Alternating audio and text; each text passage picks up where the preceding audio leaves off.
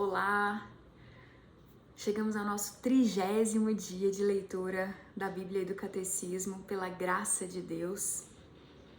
O mês quase completo, né? Amanhã 31. E seguimos hoje com as leituras de Gênesis capítulos 46 e 47, Salmo 29, Mateus 16 completo e os parágrafos do Catecismo 238 a 248. Graça, paz e bem, força, alegria, esperança e muito amor do nosso Deus nos nossos corações todos os dias. Amém. Começamos com Salmo 117, convite ao louvor. Aleluia! Louvai Yahvé, nações todas, glorificai-o todos os povos, porque seu amor é forte e sua verdade é para sempre. Amém. Gênesis capítulo 46. Saída de Jacó para o Egito. Israel partiu com tudo o que possuía, chegando a Berzabeia. Ofereceu sacrifícios ao Deus de seu pai Isaque, e Deus disse a Israel numa visão noturna: Jacó, Jacó. E ele respondeu: Eis-me aqui. Deus retomou: Eu sou El, o Deus de teu pai. Não tenhas medo de descer ao Egito, porque lá eu farei de ti uma grande nação. Eu descerei contigo ao Egito, eu te farei voltar a subir, e José te fechará os olhos. Jacó partiu de Berzabeia, e os filhos de Israel fizeram seu pai Jacó, seus netos e suas mulheres subir nos carros que o faraó enviara para levá-los. Eles tomaram seus rebanhos e tudo o que tinham adquirido na terra de Canaã e vieram para o Egito, Jacó e todos os seus descendentes com ele.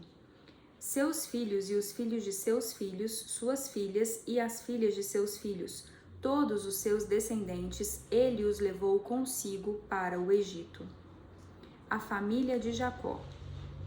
Eis os nomes dos filhos de Israel que vieram para o Egito: Jacó e seus filhos, Ruben, o mais velho de Jacó, e os filhos de Ruben: Enoque, Falu, Hesron, Carmi. Os filhos de Simeão: Jamuel, Jami, Aode, Jaquim, Soar e Saul, o filho da Cananeia. Os filhos de Levi: Gerson, Caat, Merari. Os filhos de Judá: Onã, Sela, Fares e Zara. Mas e Omã morreram na terra de Canaã. E os filhos de Fares: Erson e Amul. Os filhos de Isaacar: Tola, Fua, Jassub e Serrom. Os filhos de Zabulon: Zahed, Elon, Jaelel. Esses são os filhos que Lia gerou a Jacó em Padã Arã, além de sua filha Dina, ao todo, filhos e filhas, 33 pessoas. Os filhos de Gad: Safon, Aj, Suni, Ezebon, Eri, Arode e Areli. Os filhos de Asser: Jame, Jesuá, Jesuí, Beria e sua irmã Sara. Os filhos de Beria: Eber e Melquiel. Esses são os filhos de Zelfa, que Labão deu à sua filha Lia. Ela gerou esses para Jacó 16 pessoas. Os filhos de Raquel, mulher de Jacó: José e Benjamim. José teve como filhos no Egito Manassés e Efraim, nascidos de Asenet, filho de Putifar, sacerdote de On. Os filhos de Benjamim: Bela, Bocor, Asbel, Gera, Naã, Equi, Ros, Mofim, Ofim e Ared. Esses são os filhos que Raquel gerou para Jacó, ao todo 14 pessoas.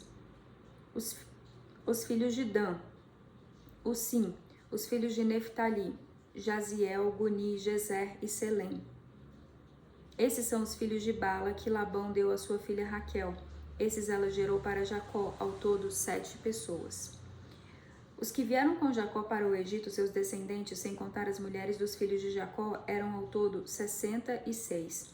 Os filhos de José, que lhe nasceram no Egito, eram em número de 2. Total das pessoas da família de Jacó que vieram para o Egito, 70. A acolhida de José. Israel enviou Judá na frente a José, para que este comparecesse diante dele em Gesem, e eles chegaram à terra de Gesem. José preparou seu carro e subiu ao encontro de seu pai Israel em Gesem. Ao vê-lo,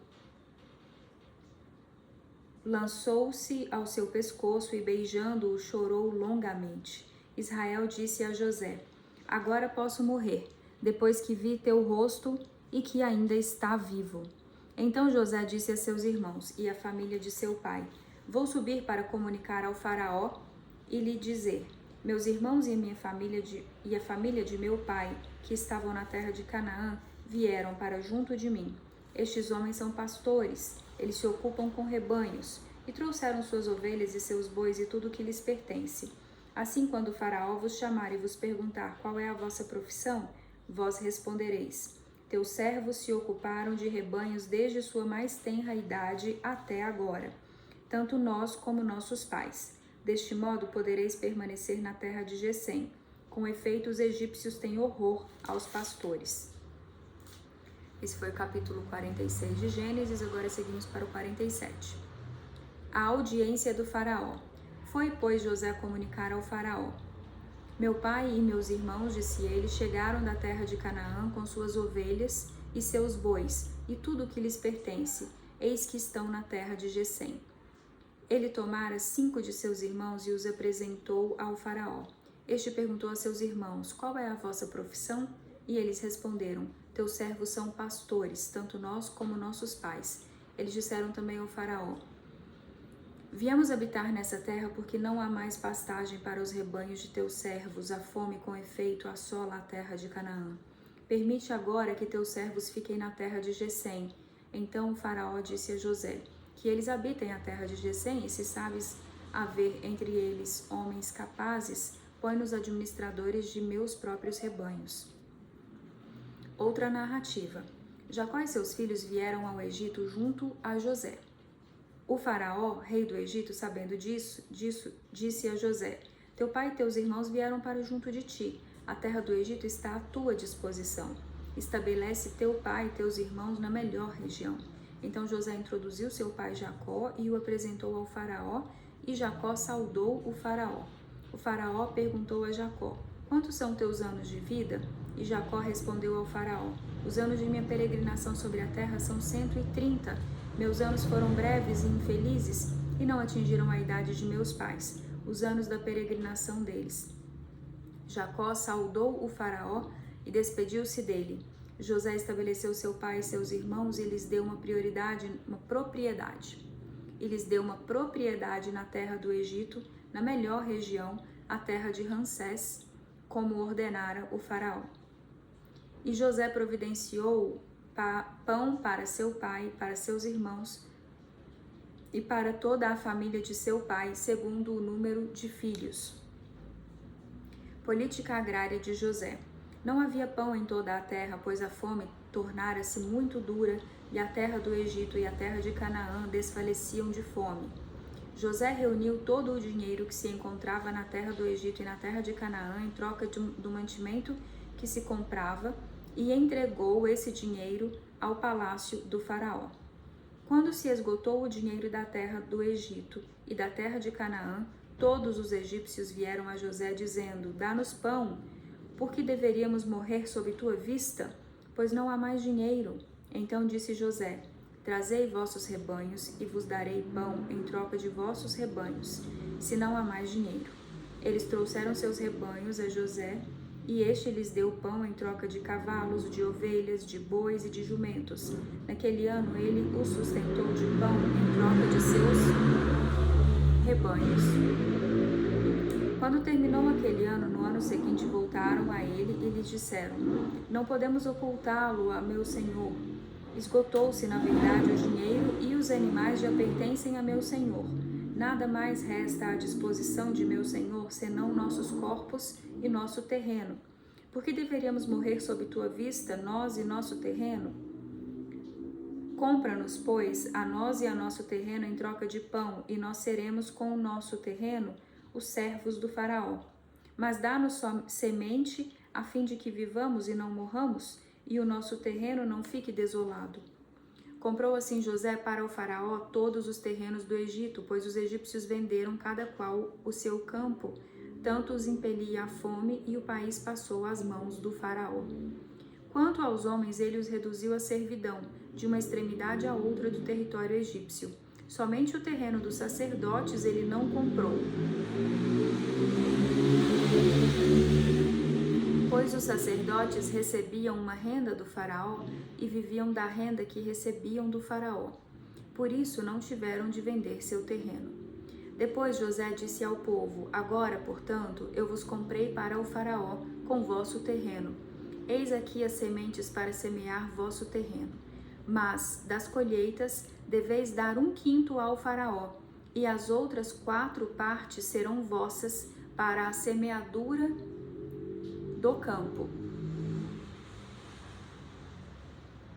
para vosso sustento e o de vossa família, para que comam vossos filhos. Eles responderam: Tu nos salvaste a vida. Achemos graça aos olhos de meu senhor e seremos os servos do faraó. José fez disso uma regra que vale ainda hoje para todos os terrenos do Egito. A 5ª parte é depositada para o faraó. Só o terreno dos sacerdotes não ficou sendo do faraó. Últimas vontades de Jacó. Assim Israel estabeleceu-se na terra do Egito, na região de Gesem. Aí eles adquiriram propriedades, foram fecundos e se tornaram muito numerosos. Jacó viveu 17 anos na terra do Egito e a duração da vida de Jacó foi de 147 anos. Aproximando-se para Israel o tempo de sua morte, chamou seu filho José e lhe disse: Se tenho a teu afeto, põe tua mão sobre minha coxa, mostra-me benevolência e bondade. Peço-te que não me enterres no Egito. Quando eu tiver dormido com meus pais, tu me levarás do Egito e me enterrarás no túmulo deles. Ele respondeu: Eu farei como disseste. Mas seu pai insistiu: Jura-me. E ele jurou enquanto Israel se inclinava sobre a cabeceira de seu leito. Esse foi o capítulo 47 de Gênesis. Agora, Salmo 29. Hino ao Senhor da tempestade. Salmo de Davi. Tributai a Yahvé, ó filhos de Deus, tributai a Yahvé glória e poder. Tributai a Yahvé a glória ao seu nome. Adorai a Yahvé no seu esplendor sagrado. A voz de Yahvé sobre as águas, o Deus glorioso troveja. Yahvé sobre as águas torrenciais. A voz de Yahvé com a força, a voz de Yahvé no esplendor. A voz de Yahvé despedaça os cedros. Yahvé despedaça os cedros do Líbano, faz o Líbano pular qual bezerro, e o Sarion como cria de búfalo. A voz de Yahvé lança chispas de fogo, a voz de Yahvé sacode o deserto, e Yahvé sacode o deserto de Cádiz. A voz de Yahvé retorce os carvalhos, descascando as florestas. E no seu templo tudo grita: glória! Yahvé está sentado sobre o dilúvio. Yahvé sentou-se como rei para sempre. Yahvé dá força ao seu povo. Yahvé abençoa seu povo com paz. Amém.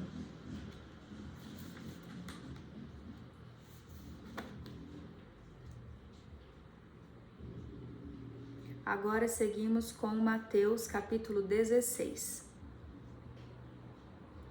Pede-se a Jesus um sinal no céu.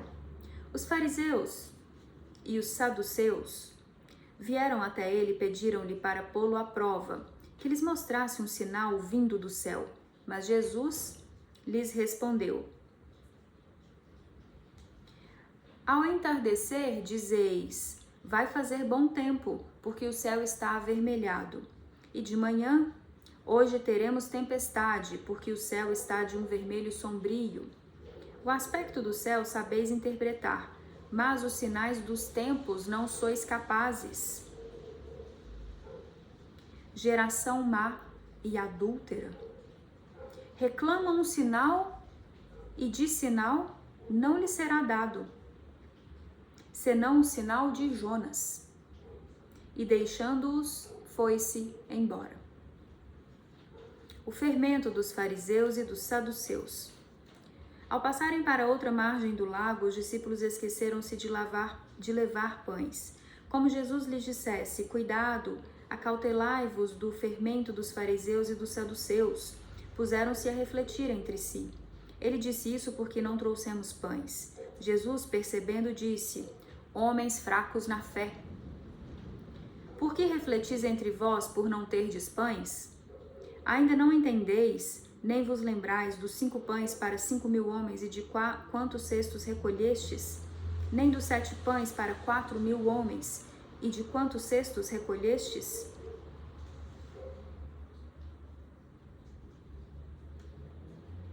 Como não entendeis que eu não falava de pães quando vos disse: acautelai-vos do fermento dos fariseus e dos saduceus? Então compreenderam que não dissera: acautelai-vos do fermento do pão, mas sim do ensinamento dos fariseus e dos saduceus.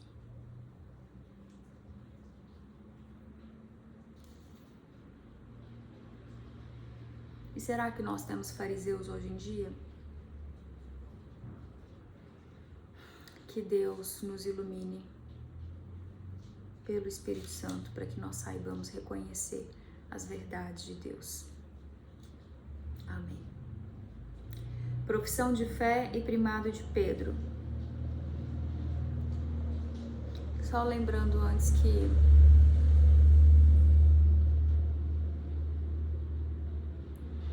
muitos vícios podem levar os homens a más interpretações, equívocos, né? Das escrituras, inclusive. Porque tem muita coisa muito complexa de ser interpretada aqui, né?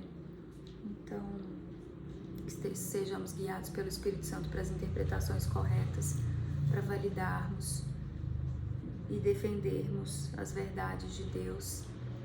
E eu sou muito grata por Deus ter me conduzido ao catolicismo. Profissão de fé e primado de Pedro. Chegando Jesus ao território de Cesareia de Filipe, perguntou aos discípulos: quem dizem os homens ser o Filho do Homem? Disseram: uns afirmam que é João Batista, outros que é Elias, outros ainda que é Jeremias ou um dos profetas.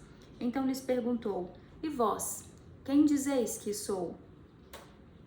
Simão Pedro, respondendo, disse: tu és o Cristo, o Filho de Deus vivo. O Filho do Deus vivo.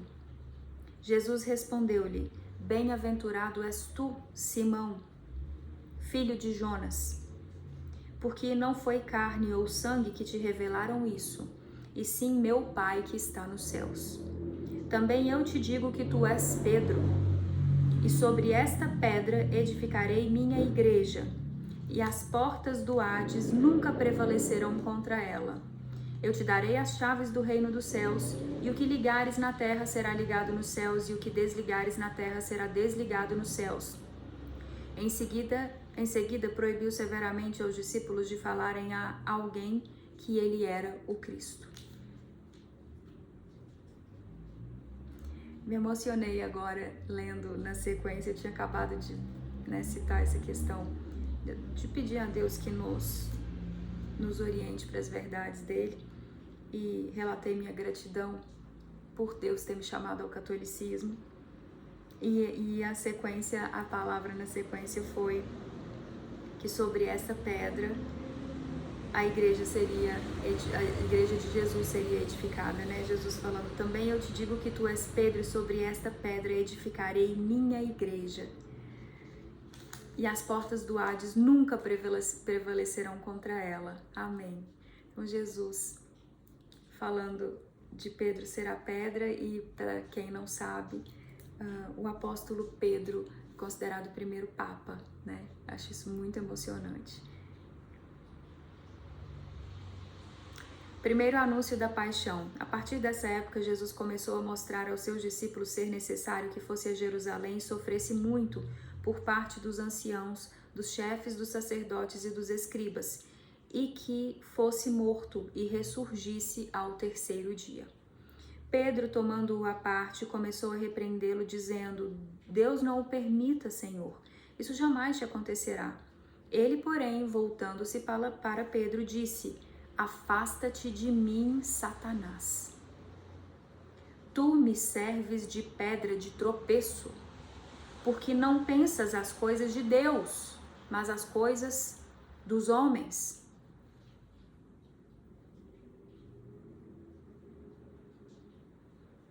E os riscos que nós corremos por não sabermos compreender ou não aceitarmos com o coração o que é desígnio de Deus, por mais que nos doa ou não nos pareça coerente aos olhos humanos. Condições para seguir a Jesus. Continuando a leitura. Então disse Jesus aos seus discípulos: se alguém quer vir após mim, negue-se a si mesmo, tome sua cruz e siga-me. Pois aquele que quiser salvar a sua vida, a perderá. Mas o que perder sua vida por causa de mim, a encontrará. De fato, que aproveitará ao homem ganhar o mundo inteiro, mas arruinar sua vida? Ou que poderá o homem dar em troca de sua vida? Pois o Filho do Homem há de vir na glória do seu Pai com os seus anjos, e então retribuirá a cada um de acordo com o seu comportamento. Em verdade vos digo que alguns dos que aqui estão não provarão a morte até que vejam o Filho do Homem vindo em seu reino. Amém. Seguimos agora com o Catecismo da Igreja Católica Apostólica Romana, 243 a 249. Não,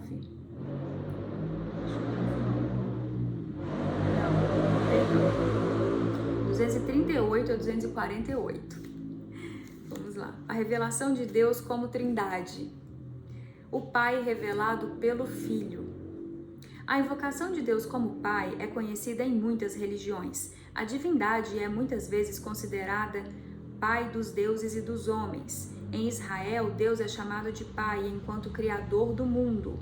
Deus é Pai, mais ainda em razão da aliança e do dom da lei a Israel, seu filho primogênito. Êxodo capítulo 4. É também chamado de pai do rei de Israel. Muito particularmente, ele é o pai dos pobres, do órfão e da viúva, que estão sob sua proteção de amor. Ao designar a Deus com o nome de Pai, a linguagem da fé indica principalmente dois aspectos. Deus é a origem primeira de tudo e autoridade transcendente, e ao mesmo tempo é bondade e solicitude de amor para todos os seus filhos. Essa ternura paterna de Deus pode também ser expressa pela imagem da maternidade, que indica mais a imanência de Deus, a intimidade entre Deus e sua criatura.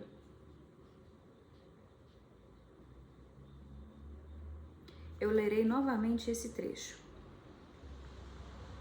porque fala de mãe também. Ao designar a Deus com o nome de Pai, a linguagem da fé indica principalmente dois aspectos. Deus é a origem primeira de tudo e autoridade transcendente, e, ao mesmo tempo, é bondade e solicitude de amor para todos os seus filhos. Esta ternura paterna de Deus pode também ser expressa pela imagem da maternidade, que indica mais a imanência de Deus, a intimidade entre Deus e sua criatura. Então, paternidade e maternidade. A linguagem da fé inspira-se assim na experiência humana dos pais genitores, que de certo modo são os primeiros representantes de Deus para o homem. Entretanto, esta experiência humana ensina também que os pais humanos são falíveis e que podem desfigurar o rosto da paternidade e da maternidade. Convém então lembrar que Deus transcende a distinção humana dos sexos. Ele não é nem homem nem mulher, é Deus. Transcende também a paternidade e a maternidade humanas, embora o tendo como origem e modelo. Ninguém é pai como Deus o é. Jesus revelou que Deus é Pai num sentido inaudito.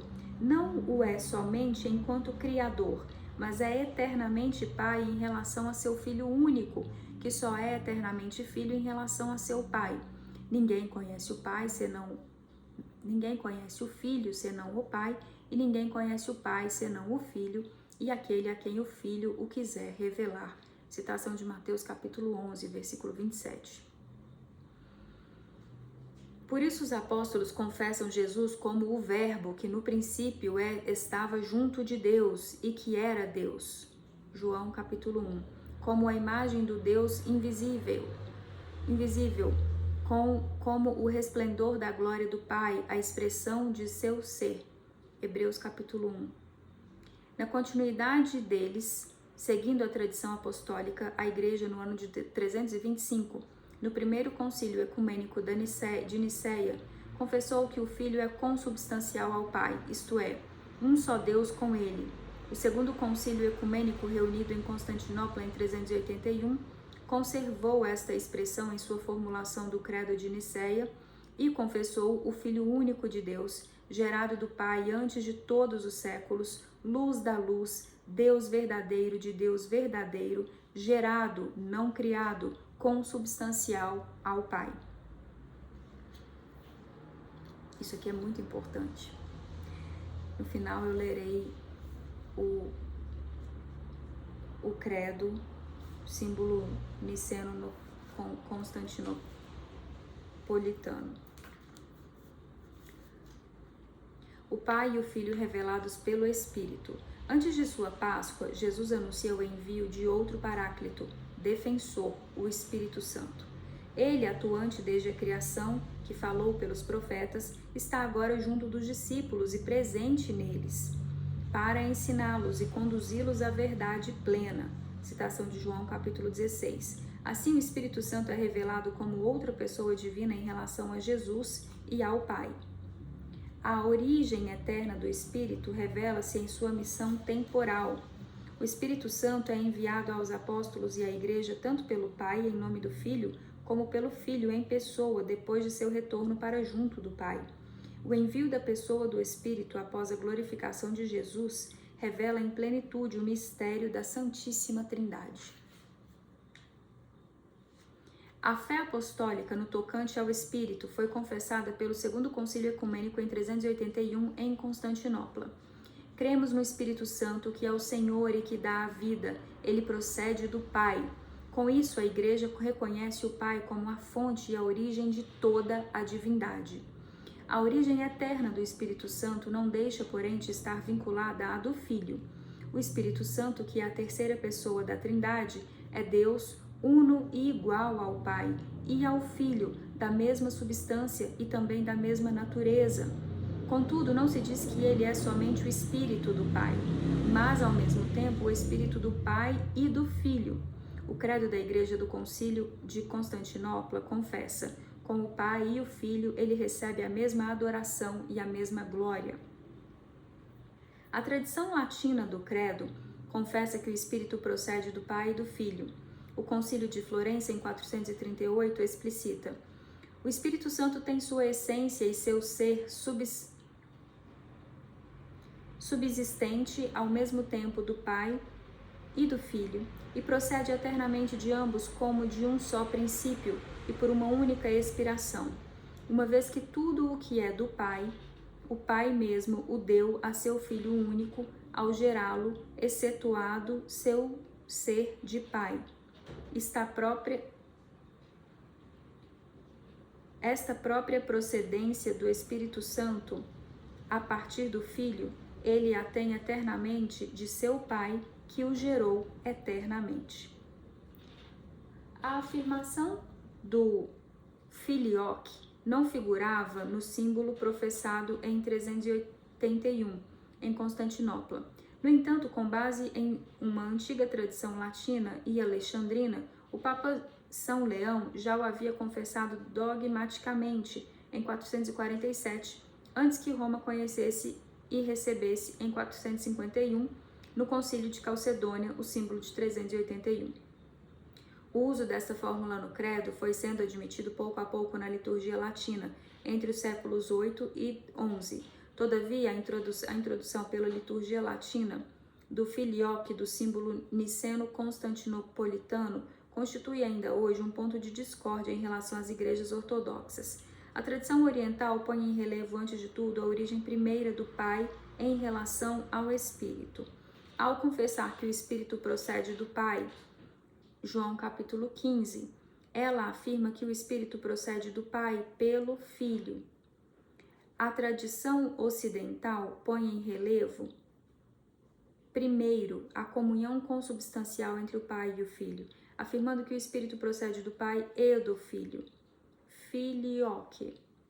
Ela afirma, de forma legítima e racional, pois a ordem eterna das pessoas divinas, em sua comunhão consubstancial, implica não só que o Pai seja a própria origem, seja a origem primeira do Espírito. Correção, eu lerei novamente. Não é própria origem, li errado. Ela o afirma de forma legítima e racional, pois a ordem eterna das pessoas divinas, em sua comunhão consubstancial, implica não só que o Pai seja a origem primeira do Espírito, enquanto princípio sem princípio, mas também enquanto Pai do Filho único, que seja com ele o único princípio do qual procede o Espírito Santo. Esta legítima complementariedade, se não for radicalizada, não afeta a identidade da fé na realidade do mesmo mistério confessado. Amém. E agora eu lerei o credo, símbolo niceno-constantinopolitano. Creio em um só Deus, Pai Todo-Poderoso, Criador do céu e da terra, de todas as coisas visíveis e invisíveis. Creio em um só Senhor, Jesus Cristo, Filho unigênito de Deus, nascido do Pai antes de todos os séculos, Deus de Deus, luz da luz, Deus verdadeiro de Deus verdadeiro, gerado, não criado, consubstancial ao Pai. Por ele todas as coisas foram feitas, e por nós, homens, e para a nossa salvação, desceu dos céus, e encarnou pelo Espírito Santo, no seio da Virgem Maria, e se fez homem. Também por nós foi crucificado sob Pôncio Pilatos, padeceu e foi sepultado, ressuscitou ao terceiro dia conforme as Escrituras, e subiu aos céus, onde está sentado à direita do Pai. E de novo há de vir em sua glória para julgar os vivos e os mortos, e o seu reino não terá fim. Creio no Espírito Santo, Senhor, que dá a vida e procede do Pai e do Filho, e com o Pai e o Filho é adorado e glorificado. Ele que falou pelos profetas. Creio na Igreja una, santa, católica e apostólica. Professo um só batismo para a remissão dos pecados e espero a ressurreição dos mortos e a vida do mundo que há de vir. Amém. Graças a Deus, mais um dia completo. Estejamos sob a graça e proteção de Deus e até a próxima, se Deus quiser.